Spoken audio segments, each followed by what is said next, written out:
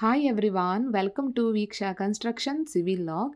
ಇವತ್ತು ನಾನು ಮುಖ್ಯವಾಗಿ ನಿಮ್ಮೆಲ್ಲರಿಗೂ ಕೂಡ ಬೀಮ್ಗಳಲ್ಲಿ ಒಂದಾದ ಕನ್ಸೀಲ್ಡ್ ಬೀಮ್ ಅಥವಾ ಹಿಡನ್ ಬೀಮ್, ಹಾಗೆ ಇನ್ನೊಂದು ಹೆಸರು ಸೀಕ್ರೆಟ್ ಬೀಮ್ ಬಗ್ಗೆ ಕೆಲವೊಂದು ಇನ್ಫಾರ್ಮೇಷನ್ನ ತಿಳಿಸ್ತಾ ಇದ್ದೀನಿ.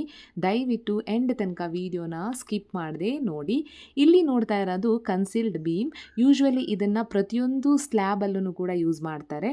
ಬಟ್ ಇಲ್ಲಿ ಏನು ಚೆಕ್ ಮಾಡ್ಕೋಬೇಕಂದ್ರೆ, ಏನಾದರೂ ನೀವು ಕಮರ್ಷಿಯಲ್ ಬಿಲ್ಡಿಂಗ್ ಕನ್ಸ್ಟ್ರಕ್ಷನ್ ಮಾಡ್ತಾ ಇದ್ದರೆ ಅಂಥ ಟೈಮಲ್ಲಿ ನೋಡಿ ಏರಿಯಾ ತುಂಬ ದೊಡ್ಡದಾಗಿರುತ್ತಲ್ವ, ಆಗ ನೀವು ಮುಖ್ಯವಾಗಿ one column to another column ಏನು ಡಿಸ್ಟೆನ್ಸ್ ಇರುತ್ತಲ್ವ, ಅದು ಮೋರ್ ದ್ಯಾನ್ 16 ಫೀಟ್ ಏನಾದರೂ ಇದ್ದಾಗ ನೀವು ಈ ರೀತಿ ಕನ್ಸೀಲ್ಡ್ ಬೀಮ್ನ ಹಾಕಬಾರ್ದು. ಯಾಕಂದರೆ ಈ ಬೀಮ್ ಬೇರೆ ಬೀಮಷ್ಟು ಆ್ಯಕ್ಚುಲಿ ಸಪೋರ್ಟಿವ್ ಆಗಿ ಅಥವಾ ಲೋಡ್ನ ಬೇರ್ ಮಾಡುವಷ್ಟು ಇದಕ್ಕೆ ಅಷ್ಟೊಂದು ಸ್ಟ್ರೆಂತ್ ಇರೋದಿಲ್ಲ. ಯಾಕಂದರೆ ಇದು ವಿದಿನ್ ದಿ ಸ್ಲ್ಯಾಬ್ ಹಾಕ್ತೀವಲ್ವ, ಯಾಕಂದರೆ ಇದು ಕೆಳಗಡೆ ಕಾಣಿಸ್ಬಾರ್ದು ಬೀಮ್ ಅನ್ನೋದಕ್ಕೇ ಇದನ್ನು ಸೀಕ್ರೆಟ್ ಬೀಮ್ ಅಥವಾ ಹಿಡನ್ ಬೀಮ್ ಅಂತ ಕರಿತೀವಿ.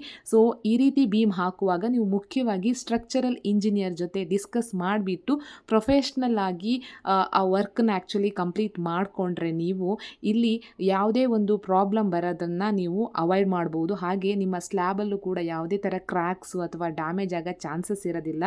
ಇದನ್ನು ಆ್ಯಕ್ಚುಲಿ ಮುಖ್ಯವಾಗಿ ನೀವು ಗಮನದಲ್ಲಿ ಇಟ್ಕೊಂಡು ನೀವು ಈ ರೀತಿ ಈ ಕನ್ಸೀಲ್ಡ್ ಬೀಮ್ನ ಹಾಕೋಬೇಕಾಗತ್ತೆ. ಸೊ ಈ ಮಾಹಿತಿ ನಿಮಗೆ ಇಷ್ಟ ಆಗಿದ್ದರೆ ದಯವಿಟ್ಟು ಹಿಟ್ ಲೈಕ್, ಶೇರ್ ಹಾಗೆ ಕಮೆಂಟ್ ಮಾಡಿ. ಹೆಚ್ಚು ಹೆಚ್ಚು ನನ್ನ ಚಾನಲ್ಗೆ ಸಬ್ಸ್ಕ್ರೈಬ್ ಮಾಡಿ. ಹಾಗೆ ಮುಂದಿನ ವಿಡಿಯೋದಲ್ಲಿ ನಾನು ಇನ್ನೊಂದಿಷ್ಟು ಮುಖ್ಯವಾದ ಮಾಹಿತಿ ಜೊತೆ ನಿಮ್ಮೆಲ್ಲರನ್ನು ಕೂಡ ಭೇಟಿ ಮಾಡ್ತೀನಿ ಅಂತ ಹೇಳ್ತಾ, stay connected to my channel. Bye bye.